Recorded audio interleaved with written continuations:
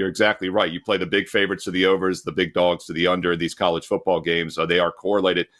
Wanted to talk about this game for a couple reasons. I fully agree that this is not a good spot for Texas on the surface after the big Michigan win. But that's why I wanted to talk about this game. We don't just blindly fade teams and let down spots. We have to have some reasoning to do so. And early in the season, we've all talked about this. Teddy and I talked about it a lot this summer on several shows here on the channel, that we look to play big favorites. And it's not just week one. It's really not just week two. It's really weeks 3 and 4. It's these non-conference games in general. Texas does have bigger games on deck. They're coming off a huge win over Michigan, but they manhandled Michigan. And it wasn't misleading. And another factor I want to point out, I used a free play video in week 1 on Texas in their, 55-0 win over Colorado State. And one of the things I mentioned in that video, guys, is that, the backups for Texas are better than most team starters. And then you've got the Arch Manning situation as he's waiting in the wings. He was one of the highest recruited quarterbacks out of high school. They're going to let him throw the ball when he gets into games. And I think it's another reason it's Texas or pass with these big favorite situations this season, even when they're in letdown spots, because with Arch Manning coming in, they got to get him some reps. They're going to throw the ball more than they normally would with the second team, maybe. They can't help but run it up. Now, we talk about the line. You mentioned, President, it was 34.5, 35s out there. Here's another one. I think the Sharp Sports books have our Wager Talk Today notes the night before, because I sent this over at 34.5 last night. It's now 35 across the board, and the Circa is now 36. The Circa went from 34.5 to 36 instantly. They didn't even hit 35 if you check the Wager Talk live odds screen. So we have lost some value now at 35 or more. I tread lightly because that's exactly 5 touchdowns. But at 34.5 or less, and really in general, it's Texas or pass for me at these big spreads. I think they're the type of team that's going to continue to smoke teams this season. They can't help but lay it on even with their second team in there.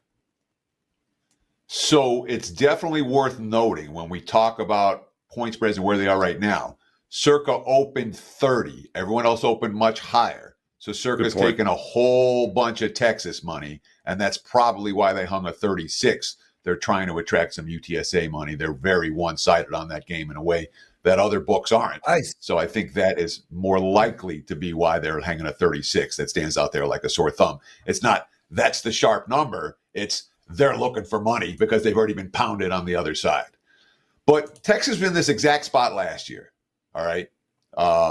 They beat Alabama week 2 on the road, convincing fashion, maybe not as dominant as the win over Michigan, but last year's Alabama, I think, is better than this year's Michigan. But coming off a double-digit road win against that they spent all summer working for, they came home and they were 30-point favorites, and they won by 21. Isn't that this kind of a game? I mean, we've seen UTSA played here 2 years ago, and they gave them a game. It was, again, I think, a 3-touchdown win, a 21, 22-point victory. Isn't this point spread a little bit lofty given the recent history and both Texas and the recent history of Texas against this opponent?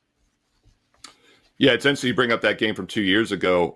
It was the third game, I believe, of the season, of the 22 season. They won. Texas won 41-20, 21 points. They were only a 13.5-point home favorite in that game. That's how much these two teams have changed the last 2 seasons. We're talking about almost a 3-touchdown improvement in the point spread. Excellent point also about Circa. It is still the sharp side, obviously, because it was the sharp side early. But, yeah, they went from 34.5 to 36 on the blind. They didn't even hit 35. They didn't even hang it.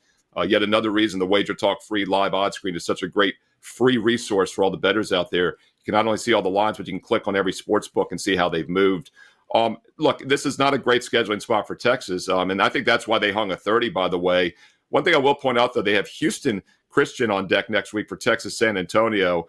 So they definitely have been prepping for this game as well. But let's not forget, last week they got blown out by Texas State, and that was supposed to be a competitive game. So I do think this UTSA team's a lot weaker this year than in years past. And Texas is no question as good as almost anybody in the country, maybe other than Steve, Georgia. It's $5 Monday, a Tuesday. What do you got to promote?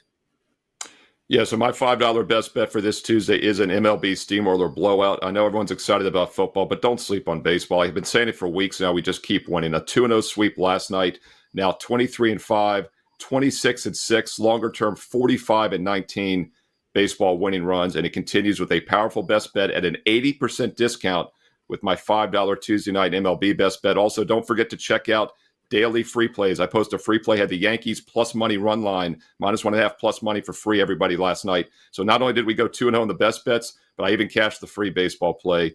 Check it out. Great time to get on board for not only myself, but every capper this $5 Tuesday, wagertalk.com.